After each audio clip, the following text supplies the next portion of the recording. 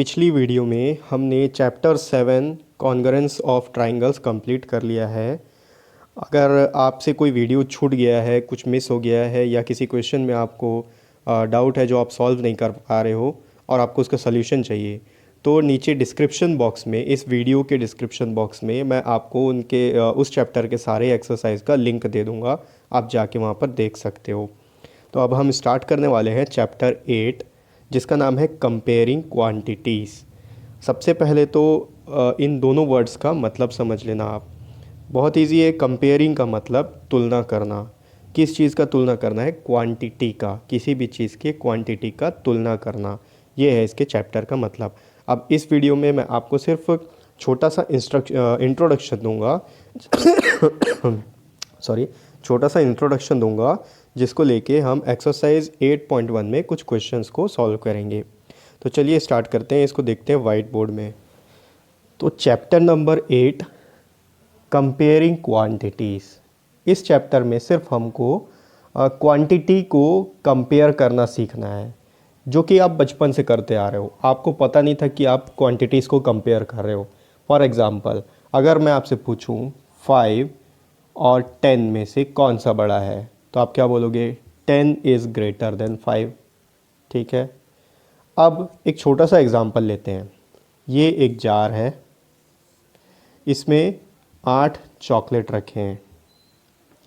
ये दूसरा जार है, इसमें 16 चॉकलेट रखे हुए हैं।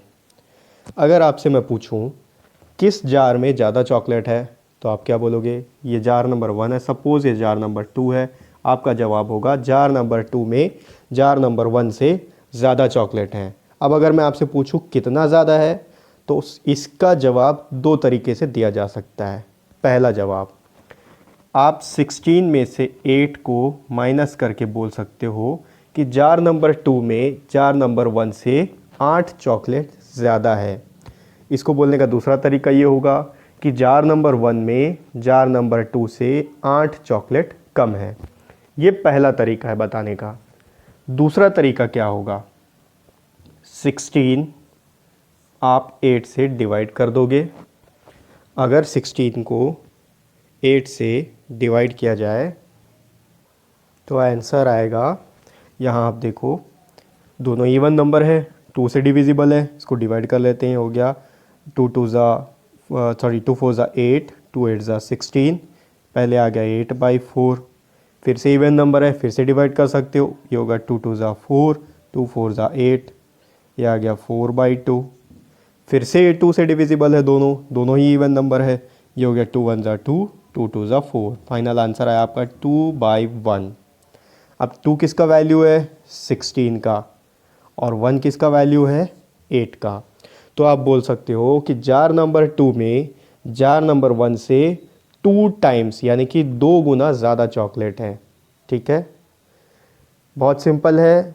जार नंबर 2 में जार नंबर 1 से 2 टाइम्स, यानी कि 2 गुना ज़्यादा चॉकलेट है। कैसे पता चला आपको? 2/1 आ गया, डिनोमिनेटर 1 आ गया, न्यूमरेटर 2 है। 2 किसका वैल्यू है? 16 का। यहाँ से हम काटते हुए आए 16 का। और 1 किसका वैल्यू है? 8 का। ठीक है, यहाँ से हम काटते हुए गए। इसलिए आप बोल सकते हो 8 का 2 टाइम्स 12 होता है, 16 होता है। 8 2 ज़ा 16। उसी तरीके से जार नंबर 2 में जार नंबर 1 से 2 टाइम्स, यानी कि 2 गुना ज़्यादा चॉकलेट है। अब जब हम इस तरीके से कंपेयर करते हैं, ठीक है, तो इस तरीके से कंपेयर किए जाने को हम रेशियो में लिख सकते हैं। अब रेशियो क्या होता है? ये 2/1 लिखा हुआ है। सिंपल आप लिखोगे 2:1। ये जो कॉलन है, ये इन दोनों का रेशियो है। ये बता रहा है कि इसका वैल्यू जो है इससे 2 टाइम्स है, इससे 2 गुना ज़्यादा है। इसको आप बोलते हैं 2:1। ठीक है। आप किसी भी फ्रैक्शन नंबर को रेशियो में कन्वर्ट करके या रेशियो में रिप्रेजेंट कर सकते हैं। सपोज़ कोई नंबर है, फ्रैक्शन है 15/4। अगर आपको इसको रेशियो में रिप्रेजेंट करना हो तो आप लिखोगे 15:4। जो न्यूमरेटर है वो लेफ़्ट साइड रहेगा, जो डिनोमिनेटर है वो राइट साइड चला जाएगा। किसी भी फ्रैक्शन नंबर को आप इस तरीके से रिप्रेजेंट कर सकते हो। अब ये जो इम्पॉर्टेंट पॉइंट है रेशियो, इस रेशियो का यूज़ क्यों किया जाएगा? क्यों किया जाता है। यहाँ पर अगर आप देखोगे तो चॉकलेट का जब अपन कंपैरिजन कर रहे थे, ठीक है, इस कंपैरिजन में हमने पहले 16 से 8 को सब्सट्रैक्ट किया तो 8 नंबर हमको मिल गया था, 8 मिल गया था, ठीक है। और दूसरी बार जब हम कंपेयर किए तो हम लोग डिवीजन का मेथड अपनाए। डिवीजन के मेथड से हमको ये पता चला कि इसमें 2 गुना चॉकलेट है। अब इन दोनों में से इजी कौन सा है? जब तक नंबर छोटे हैं तो आप सब्सट्रैक्ट करके इजीली कंपेयर कर सकते हो, लेकिन अगर यही नंबर आप सपोज ये हो गया 100 और ये हो गया 10,000, ठीक है। अब यहाँ पर 100 चॉकलेट है जार नंबर 1 में और सेकंड नंबर के जार में 10,000 चॉकलेट्स हैं। तो यहाँ पर आप अगर 10,000 में से 100 को सब्सट्रैक्ट करोगे 9,900 आएगा, ठीक है। लेकिन अगर आप 10,000 में से 100 को डिवाइड कर देते हो तो ये ज़ीरो कैंसल, ये ज़ीरो कैंसल, आंसर आया 100:1। आप ये बताओ, ये बोलना ज़्यादा अच्छा लगेगा कि सेकंड जार में 9,900 चॉकलेट्स फर्स्ट जार से ज़्यादा है, ये बोलना ज़्यादा अच्छा लगेगा, या ये बोलना ज़्यादा अच्छा लगेगा कि सेकंड जार में फर्स्ट जार की तुलना में 100 गुना ज़्यादा चॉकलेट हैं, ठीक है। इसीलिए बड़े नंबर्स को हमेशा रेशियो में रिप्रेजेंट किया जाता है, बड़े फ्रैक्शंस को, ताकि उनका जो बोलने का तरीका वो बहुत आसान हो जाए। किसी भी चीज़ को आसान बनाया जाता है मैथ्स में। अब ये आपको समझ में आ गया कि रेशियो क्या होता है और रेशियो को कैसे रिप्रेजेंट किया जाता है। अब एक पॉइंट और है प्रपोर्शन, इसको मैं रब कर देता हूँ, ठीक है। अब हम देखते हैं एक और चीज़ है प्रपोर्शन। प्रपोर्शन क्या होता है? आप कोई भी दो रेशियो को जब हम कंपेयर करते हैं, ठीक है, अभी तक आपने देखा कि दो क्वांटिटीज़ को हमने कंपेयर करके रेशियो बनाया। अगर दो रेशियो को कंपेयर किया जाए और वो दोनों रेशियो आपस में इक्वल हों तो उसको कहा जाता है प्रपोर्शन। जैसे कि फॉर एग्ज़ाम्पल एक सपोज़ कोई एक लड़का है, रोहन नाम है उसका, ठीक है। इस रोहन ने मार्केट से चॉकलेट ख़रीद लिया या फिर सपोज़ कुछ बनाना ख़रीद लिया, ठीक है। बनाना ख़रीदा, कितना बनाना ख़रीदा?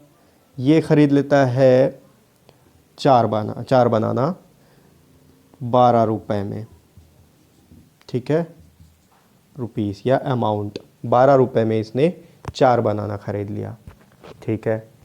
एक और बच्चा है जिसका नाम है रोहित, सपोज़ ये रोहित मार्केट से ये भी बनाना ख़रीद लेता है,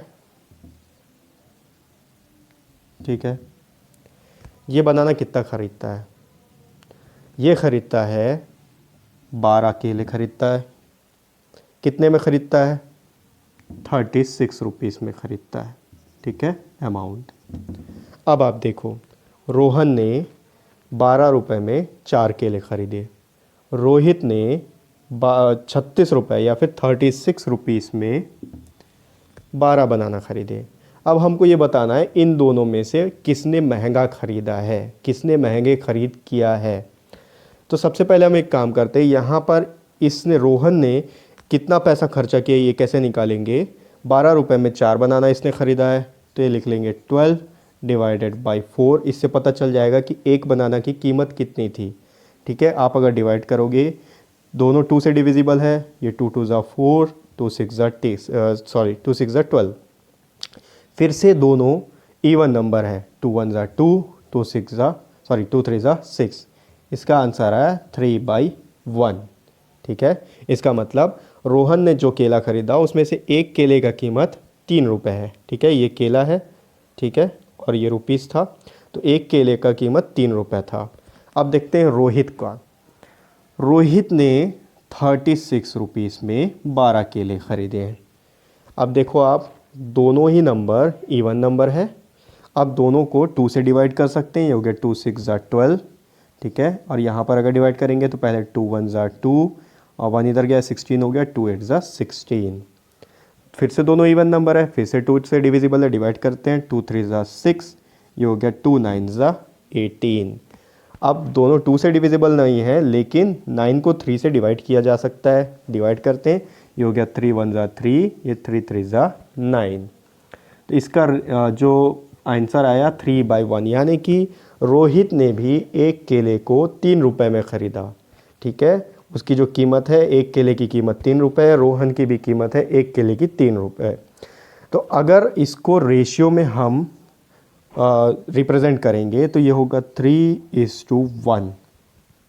ठीक है, और अगर रोहित का जो वैल्यू है, रोहित का जो कॉस्ट है, अगर इसको भी हम लोग रेशियो में रिप्रेजेंट करेंगे तो ये भी होगा 3:1। अब आप देखो, रोहित और रोहन दोनों की कॉस्टिंग सेम है केले खरीदने की। तो क्या हम बोल सकते हैं कि रोहित जो है और रोहन ये दोनों ही इक्वल रेट में, यानी कि ना दोनों में से किसी ने भी महंगा या सस्ता नहीं खरीदा है। तो ऐसे कंडीशन को प्रपोर्शन कहा जाता है, जब दोनों के रेशियोस इक्वल हो जाते हैं।